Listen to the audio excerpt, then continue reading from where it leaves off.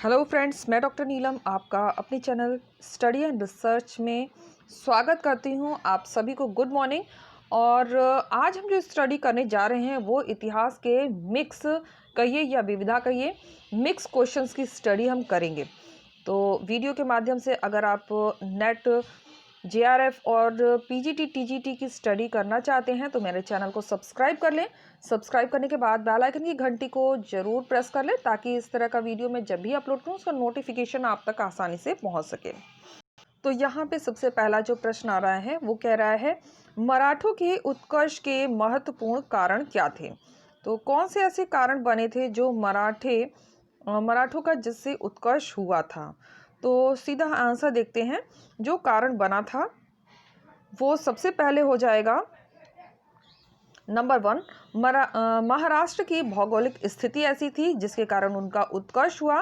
फिर इसमें दूसरा भी हो जाएगा औरंगजेब की हिंदू विरोधी नीति। फिर इसके बाद हम तीसरा भी ले लेंगे मराठा धर्म सुधारकों का प्रभाव। और नंबर 4 कह रहा है शिवाजी द्वारा दक्षिण के शासकों से आर्थिक व सैन्य सहायता प्राप्त करना। ये गलत हो रहा है। इसके बाद 5th भी हो जाएगा शिवाजी का जुझारू व्यक्तित्व। तो हमारा जो उत्तर बनेगा वो हो जाएगा 1, 2, 3 और 5। तो हमारा ऑप्शन 3 यहाँ पे करेक्ट हो रहा है। नेक्स्ट क्वेश्चन पे आ जाते हैं। यहाँ पर सूची दी गई है और उसे आपस में हमें सम्मिलित करना है। तो अष्टप्रधान के सदस्य दिए गए हैं और सामने इन्हें हमें अर्थ से सम्मिलित करना है। तो चलिए सम्मिलित करते हैं। सबसे पहले दिया हुआ है मजूमदार अमात्य। मजूमदार अमात्य को हम कर देंगे वित्त एवं राजस्व मंत्री से। वाकिया नवीस मंत्री, ये मंत्री होता था गृह मंत्री। फिर सुमंत दबीर विदेश मंत्री हो जाएगा। और सुनवीस या सुरनीस या सचिव ये होता था शाही पत्र विभाग का प्रधान। एक बार फिर से देख लेते हैं। मजूमदार अमात्य वित्त एवं राजस्व मंत्री होते थे। वाकिया नवीस मंत्री गृह मंत्री होते थे। सुमंत या दबीर विदेश मंत्री कहलाते थे। और सुनवीस और सुरनीस सचिव ये कहलाते थे शाही पत्र विभाग का प्रधान। नेक्स्ट क्वेश्चन पे चलते हैं। क्वेश्चन नंबर 4, शिवाजी द्वारा दुर्गों पर किए गए अधिकार का सही क्रम है। तो शिवाजी द्वारा जो दुर्गों पर अधिकार किया गया था वह क्रम जो करेक्ट बन रहा है वो हो जाएगा नंबर 1, सिंहगढ़, कोंडाना, तोरण, पुरंदर और रायगढ़। तो ऑप्शन 1 हमारा यहाँ पे करेक्ट होगा। नेक्स्ट पे देख लेते हैं। पानीपत की तृतीय लड़ाई जो कि 1761 किन के बीच में हुई थी। तो 1761 में जो युद्ध हुआ था पानीपत का वो किन के मध्य हुआ था। तो यहाँ पे आप गैस कर सकते हैं इसलिए थोड़ा मैं आपको समय दूंगी। तो यहाँ हमारा जो उत्तर बनेगा वो हो जाएगा पेशवा बाजीराव द्वितीय और अहमद शाह अब्दाली। नेक्स्ट क्वेश्चन पे आ जाते हैं। तो यहाँ थोड़ा सा क्लीन नहीं दिख रहा है, फिर भी मैं रीड कर देती हूँ आपके लिए। तो निम्नलिखित में से किस किस यूरोपीय व्यापारी कंपनियों का मध्यकाल में भारत में आगमन हुआ। तो कौन कौन सी कंपनियां मध्यकाल में भारत में आई थी। तो भारत में आने वाली कंपनियां देख लेते हैं। सबसे पहले पुर्तगाली आए थे, इसके बाद ब्रिटिश भी आए थे, डच भी आए थे, डेनिश भी आए थे, फ्रेंच भी आए थे, फ्लैंडर्स ये भी आए थे और स्वीडिश भी आए थे। तो ये सभी के सभी हो जाएगा। तो हमारा उत्तर यहाँ पे ऑप्शन 4 करेक्ट हो रहा है। और फ्रेंड्स, हिस्ट्री से रिलेटेड अगर आप एनटीए, यूजीसी, नेट और पीजीटी टीजीटी के ओल्ड पेपर देखना चाहते हैं तो आई बटन के माध्यम से अथवा डिस्क्रिप्शन बॉक्स में जाकर प्लेलिस्ट क्रिएट किए हुए हैं, इनके ओल्ड पेपर आप देख सकते हैं। इसके अलावा असिस्टेंट प्रोफेसर एग्ज़ाम की प्रिपरेशन के लिए प्रैक्टिस सेट और ओल्ड पेपर भी अवेलेबल है। तो एक बार डिस्क्रिप्शन बॉक्स जरूर चेक करें। और आई बटन में भी आपको ये सब वीडियोस मिल जाएंगे। मैं ज़्यादातर हिस्ट्री से रिलेटेड ही वीडियो अपलोड करती हूँ। तो चलिए अपनी टॉपिक पे आ जाते हैं। वह पुर्तगाली कौन था जिसने गोवा पर अधिकार किया था? तो जो पुर्तगाली था गोवा पर अधिकार करने वाला, वो कौन था? वो था अल्फांसो दी अल्बुकर्क, जिसने गोवा पर अधिकार किया था। नेक्स्ट क्वेश्चन, निम्नलिखित में से कौन अंग्रेज जहांगीर के समय में भारत नहीं आया था? जहांगीर के समय में कौन भारत नहीं आया था?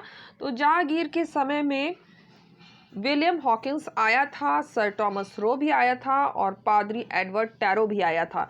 लेकिन इसमें पूछ रहा है नहीं आया था, तो जो नहीं आया था वो हो जाएगा राल्फ फिच। ऑप्शन 4 हमारा करेक्ट होगा। और फ्रेंड्स, कुछ दिन से जो मैंने वीडियो अपलोड किए हैं, इसकी सीरीज़ जो मैं बना रही हूँ, उम्मीद है आपने पिछले वीडियो देखे होंगे। मैंने सबसे पहले आपको एंशिएंट हिस्ट्री के क्वेश्चन प्रोवाइड किए थे, फिर मिडिवल हिस्ट्री के, इसके बाद मॉडर्न हिस्ट्री का कल मैंने प्रोवाइड किया है और आज हम मिक्स हिस्ट्री की स्टडी कर रहे हैं।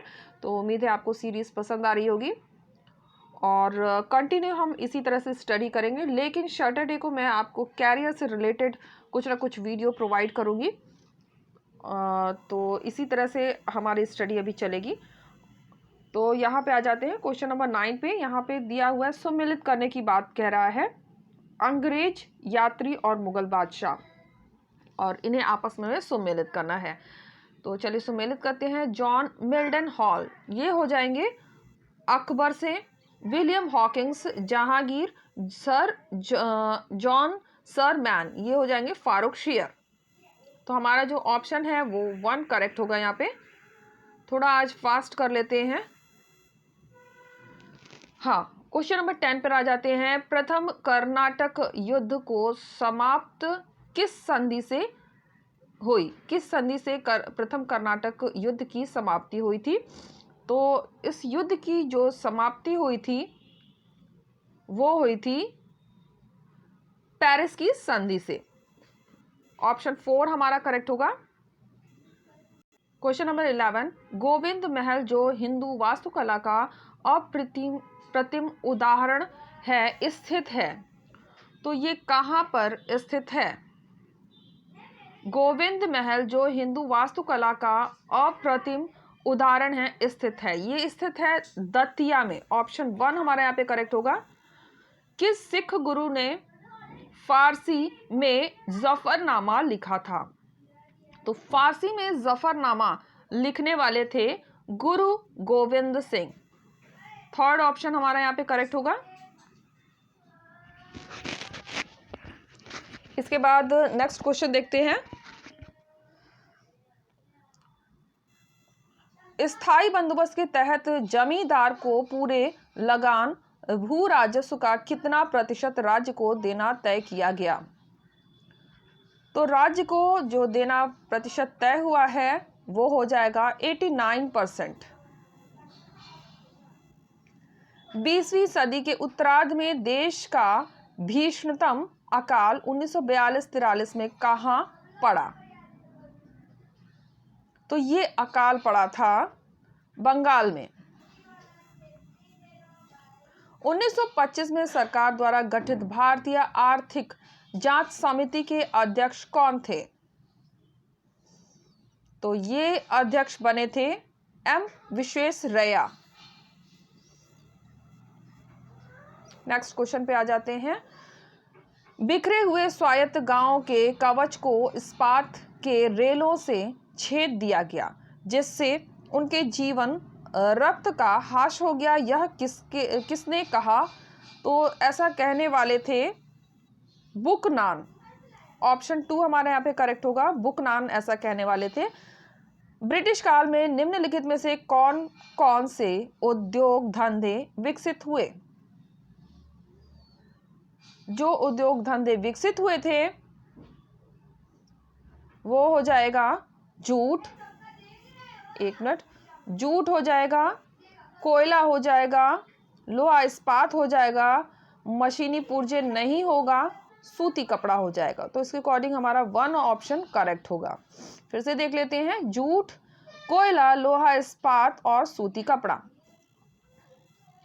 भारतीय बुनकरों की दयनीय हालत पर किस गवर्नर जनरल ने टिप्पणी की कि इनका दुख दर्द समूचे इतिहास में अतुलनीय है। कपड़ा बुनकरों की हड्डियों से भारत की धरती सफेद हो गई।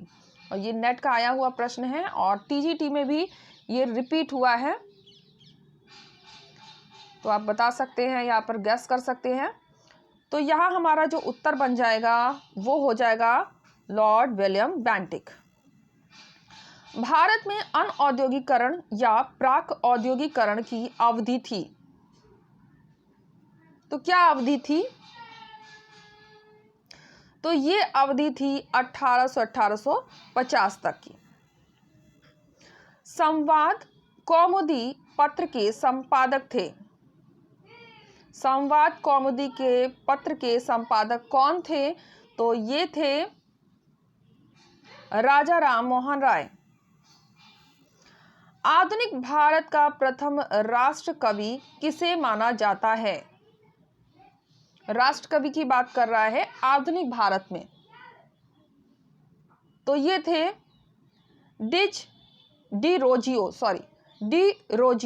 डेरिजियो। प्रोनाउंसिएशन में थोड़ी सी प्रॉब्लम हो रही है, डेरिजियो है एक्चुअली में। चलिए, क्वेश्चन नंबर 22, रामकृष्ण परमहंस का मूल नाम था। तो रामकृष्ण परमहंस का मूल नाम क्या था?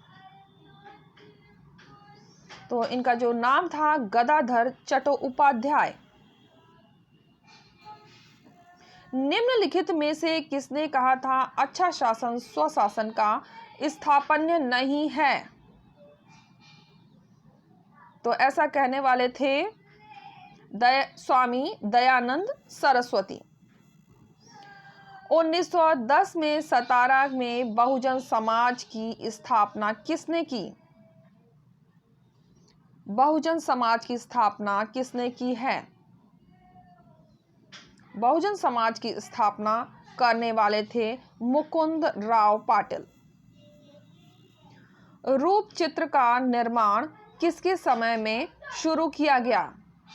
रूप चित्र का निर्माण, तो रूप चित्र का निर्माण किया था अकबर ने।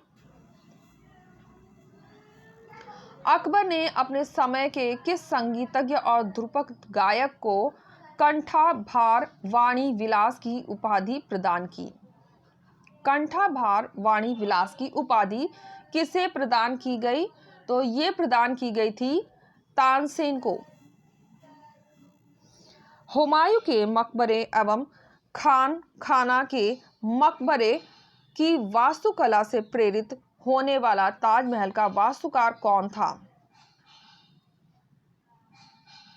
तो ये वास्तुकार था उस्ताद ईसा।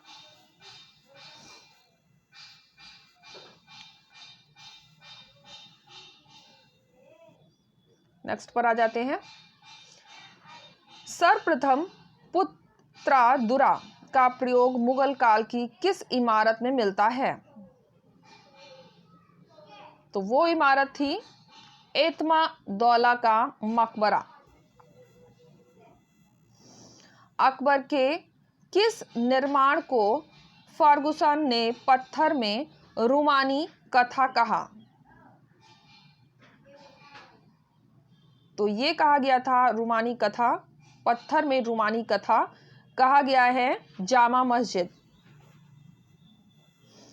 तुझ के जहांगीरी पुस्तक को अंतिम रूप किसने दिया?